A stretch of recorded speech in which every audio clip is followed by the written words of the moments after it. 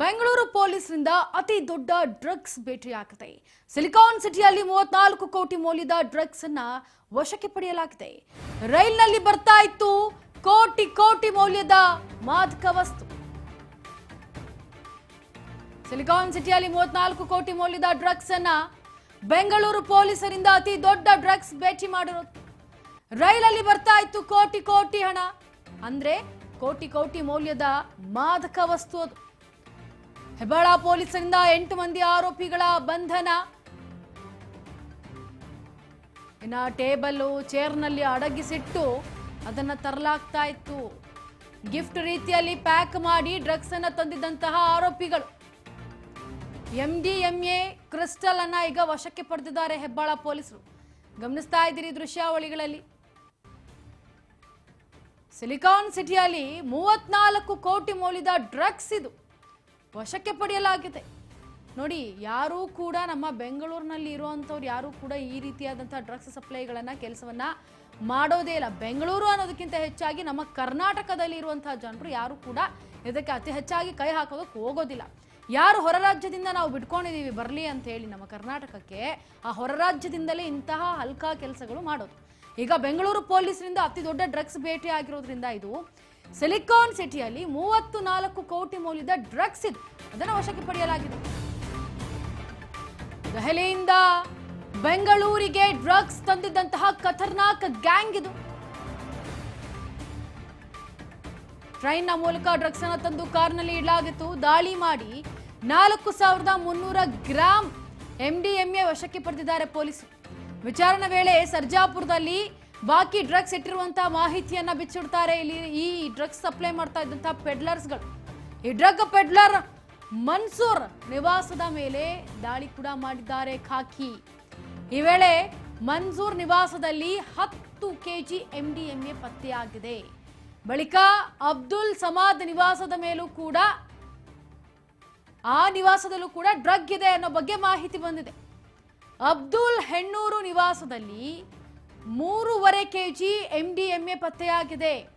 ಉತ್ತರ ಭಾರತ ವಿದೇಶಗಳಿಂದ ಈ ಡ್ರಗ್ಸ್ ಅನ್ನ ಕಲೆಕ್ಟ್ ಮಾಡಿ ತದನಂತರ ರವಾನೆಯನ್ನ ಮಾಡ್ತಾರೆ ಇವರೆಲ್ಲ ಡ್ರಗ್ ನ ಪೆಡಲರ್ಸ್ಗಳು. ಗಮನಿಸ್ತಾ ಇದ್ದೀರಿ ದೃಶ್ಯಾವಳಿಗಳಲ್ಲಿ. ಇವರ್ಯಾರು ಕೂಡ ನಮ್ಮವರಲ್ಲ, ಎಲ್ಲ ಕೂಡ ಹೊರ ರಾಜ್ಯದಿಂದ ಬಂದವರೇ. ದೆಹಲಿಯಿಂದ ದೇಶದ ವಿವಿಧ ಭಾಗಗಳಿಗೆ ಮಾದಕ ವಸ್ತುಗಳನ್ನ ಸರಬರಾಜು ಮಾಡುತ್ತೆ ಈ ಗ್ಯಾಂಗ್. ಗಮನಿಸ್ತಾ ಇದ್ದೀರಿ ದೃಶ್ಯಾವಳಿಗಳಲ್ಲಿ. ಈಗ ಎಷ್ಟರ ಮಟ್ಟಿಗೆ ಕೋಟಿ ಕೋಟಿ ಡ್ರಗ್ಸ್ ಅನ್ನ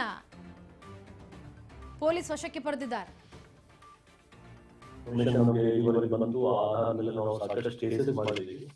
ಕಳೆದ 15 ವರ್ಷ ಹಿಂದೆ ಯಶವಂತಪುರ ಪೊಲೀಸ್ ಸ್ಟೇಷನ್ ವ್ಯಾಪ್ತಿಯಲ್ಲಿ 4 ಕೇಸ್ ರಿಜಿಸ್ಟರ್ ಆಗಿತ್ತು.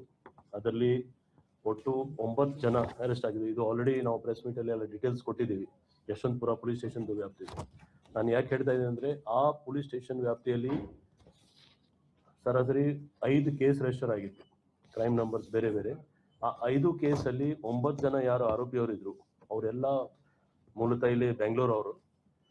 ಅವ್ರಿಗೆ ತುಂಬಾ ನೀಟಾಗಿ ಅವ್ರ ಪೊಲೀಸ್ ಕಸ್ಟಡಿ ತಗೊಂಡು ಅವ್ರ ಜೊತೆಗೆ ಇಂಟ್ರೋಗೇಟ್ ಮಾಡಿ ಅವ್ರದ್ದು ಟೆಕ್ನಿಕಲ್ ಎವಿಡೆನ್ಸಸ್ ಆಧಾರ ಮೇಲೆ ನಮ್ಮ DCP ನಾರ್ತ್ ಅವರು ಸಾಕಷ್ಟು ಟೀಮ್ಸ್ ರೆಡಿ ಮಾಡಿ ಡೆಲ್ಲಿ NCR ಮತ್ತು ಇನ್ನಿತರ ಗುಡ್ಗಾಂವ್, ನೋಯ್ಡಾ ಆ ಸುತ್ತಮುತ್ತ ಏರಿಯಾದಲ್ಲಿ ಹಲವಾರು ಕಡೆ ರೇಡ್ ಆಗಿದೆ.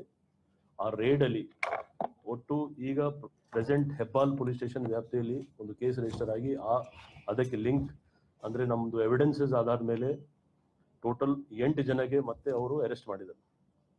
8 ಜನ ಪೈಕಿ 6 ಜನ ಡೆಲ್ಲಿಯಿಂದ ಅರೆಸ್ಟ್ ಮಾಡಿದರು, 2 ಬೆಂಗಳೂರಲ್ಲಿ. ಆ 6 ಜನ ಯಾರು ಡೆಲ್ಲಿಯಿಂದ ಅರೆಸ್ಟ್ ಮಾಡಿದ್ರು ಅವರು 3 ಜನ ಫಾರಿನರ್ಸ್, 3 ಜನ ಡೆಲ್ಲಿ ಅವರು. ಒಟ್ಟು 8 ಜನ ಆರೋಪಿ ಅರೆಸ್ಟ್ ಮಾಡಿ ಯಶಸ್ವಿಯಾಗಿ ಅವರು 17 kg 400 ಗ್ರಾಂ, ಇದು ಮಾರ್ಕೆಟ್ ವ್ಯಾಲ್ಯೂ ಅಂದಾಜ್ ಸರಾಸರಿ 35 ಕೋಟಿ ವ್ಯಾಲ್ಯೂದು MDMA ಡ್ರಗ್ಸ್ ಸೀಸ್ ಆಗಿದೆ. ಇದು ದಾಖಲಾತ ಡ್ರಗ್ಸ್ ಒಂದು ಪರ್ಟಿಕ್ಯುಲರ್ ಟೀಮ್ ಮುಖಾಂತರ ತುಂಬಾ ಒಳ್ಳೆ ಕೆಲಸ ಮಾಡಿ ಸರಾಸರಿ 38 ಜನ ಅಧಿಕಾರಿ, ಇನ್ನು ಮೇಲಧಿಕಾರಿಯಲ್ಲಿ ಸೇರಿ ಆಲ್ಮೋಸ್ಟ್ 40 ಜನ ಆಗುತ್ತೆ.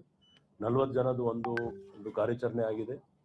ಆಫೀಸರ್ಸ್ ಮತ್ತು ಮೆನ್ ಎಲ್ಲ ಸೇರಿ ತುಂಬ ಒಳ್ಳೆ ಕೆಲಸ ಆಗಿ ಡೆಲ್ಲಿಯಲ್ಲಿ ಅವರು ಸಾಕಷ್ಟು ದಿವಸ ಅಲ್ಲಿ ಕ್ಯಾಂಪ್ ಮಾಡಿ ಆಯಾ ಇದ್ರ ಬಗ್ಗೆ ಹೆಚ್ಚಿನ ಮಾಹಿತಿಯನ್ನ ಕೊಡೋದಕ್ಕೆ ನಮ್ಮ ಪ್ರತಿನಿಧಿ ಅಜಯ್ ಗೌಡ ದೂರವಾಣಿ ಸಂಪರ್ಕದಲ್ಲಿ. ಅಜಯ್ ಗೌಡ, 33 ಕೋಟಿ ಮೌಲ್ಯದ ಡ್ರಗ್ಸ್ ಅನ್ನ ಈಗ ಹೆಬ್ಬಾಳ ಪೊಲೀಸರು ಸೀಸ್ ಮಾಡಿರೋದು, ಹೇಗ್ ತಗ್ಲಾಕೊಂಡ್ರು ಇವರೆಲ್ಲ ಅಂತ? ಖಂಡಿತ ಎಂಜರ, ಅಂದ್ರೆ ಬೆಂಗಳೂರಿನ ಹೆಬ್ಬಾಳ ಪೊಲೀಸರು ಭರ್ಜರಿಯಾದಂತ ಡ್ರಗ್ಸ್ ಜಾಲವನ್ನ ಪತ್ತೆಯನ್ನ ಮಾಡುವಂತ ಕೆಲಸ ಆಗಿದೆ. ಇಲ್ಲಿ ಪ್ರಮುಖವಾಗಿ ಈ ಆರೋಪಿಗಳು ದೆಹಲಿಯಿಂದ ಬೆಂಗಳೂರಿಗೆ ಒಂದು ಟ್ರೈನ್ ಮೂಲಕವಾಗಿ ಡ್ರಗ್ಸ್ ಅನ್ನ ತರಿಸ್ತಾ ಇದ್ರು. ಆ ಡ್ರಗ್ಸ್ ಅನ್ನ ಬೆಂಗಳೂರಿನ ಹಲವು ಕಡೆಗಳಲ್ಲಿ ಡ್ರಗ್ಸ್ ಪೆಡ್ಲರ್ಗಳಿಗೆ ಹಸ್ತಾಂತರ ಮಾಡಿ ಅಲ್ಲಿಂದ ಅವರು ಬೇರೆಯವ್ರಿಗೆ ಮಾರಾಟ ಮಾಡಿ ಅಕ್ರಮವಾಗಿ ಕೋಟ್ಯಾಂತರ ರೂಪಾಯಿ ಹಣವನ್ನು ಕೂಡ ಈ ಹಿಂದೆ ಒಂದು ಅಕ್ರಮವಾಗಿ ಸಂಪಾದನೆ ಮಾಡಿದ್ದಾರೆ ಅನ್ನೋ ಕೂಡ ಮಾಹಿತಿ ಕೂಡ ಸಿಗ್ತದೆ. ಇಲ್ಲಿ ಆರೋಪಿಗಳು, ಬಂಧಿತ ಆರೋಪಿಗಳು 8 ಜನ ಏನಿದ್ರೆ ಅವರ ಒಂದು ಟೀಮ್ 3 ಲೇಯರ್ ನಲ್ಲಿ ಕೆಲಸವನ್ನ ಮಾಡ್ತಾ ಇರ್ತಾರೆ. ಒಂದು ಟೀಮ್ ದೆಹಲಿಯಿಂದ ಬೆಂಗಳೂರಿಗೆ ಡ್ರಗ್ಸ್ ತಂದು ಮಾರಾಟ ಮಾಡ್ತಾ ಇದ್ರೆ, ಇನ್ನೊಂದು ಟೀಮ್ ಅದನ್ನ ಸಪರೇಟ್ ಆಗಿ ಯಾವ ರೀತಿಯಾಗಿ, ಅಂದ್ರೆ ಇದರಲ್ಲಿ ಐರನ್ ಮಾಡುವಂತ ಟೇಬಲ್ ಆಗಿರ್ಬೋದು, ಚೇರ್ ಆಗಿರ್ಬೋದು, ಅದನ್ನ ಪ್ಯಾಕಿಂಗ್, ಗಿಫ್ಟ್ ತರ ಪ್ಯಾಕ್. ಇನ್ನೊಂದು ಟೀಮ್ ಇದನ್ನೆಲ್ಲ ಗಾಂಜಾವನ್ನ, ಅಂದ್ರೆ MDMA, ಕ್ರಿಸ್ಟಲ್ ಆಗಿರ್ಬೋದು, ಈ ಬೇರೆ ಬೇರೆ ಡ್ರಗ್ಸ್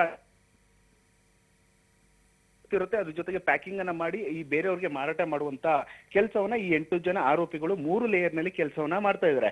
ಇನ್ನು ಈ ಯಾವ ರೀತಿಯಾಗಿ ಇವರು ಬೆಂಗಳೂರಿಗೆ ತರ್ತಾ ಇದ್ರು ಅನ್ನೋದನ್ನ ನೋಡೋದಾದ್ರೆ, ರೈಲಿನ ಮೂಲಕ ಹೆಬ್ಬಾಳಿಗೆ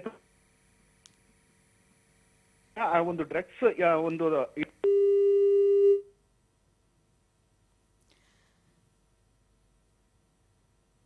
ಧನ್ಯವಾದ ಅಜಯ್ ನಿಮ್ಮೆಲ್ಲ ಮಾಹಿತಿಗಾಗಿ. ನೋಡಿ, ಈ ವಿಚಾರಣೆ ವೇಳೆ ಈಗ ಸರ್ಜಾಪುರದಲ್ಲಿ ಬಾಕಿ ಇರುವಂತಹ ಪಿಲ್ಲರ್ಸ್ಗಳೆಲ್ಲರನ್ನೂ ಕೂಡ ಈಗ ಹೆಬ್ಬಾಳದ ಪೊಲೀಸರು ಬಂಧಿಸಲಾಗಿದೆ.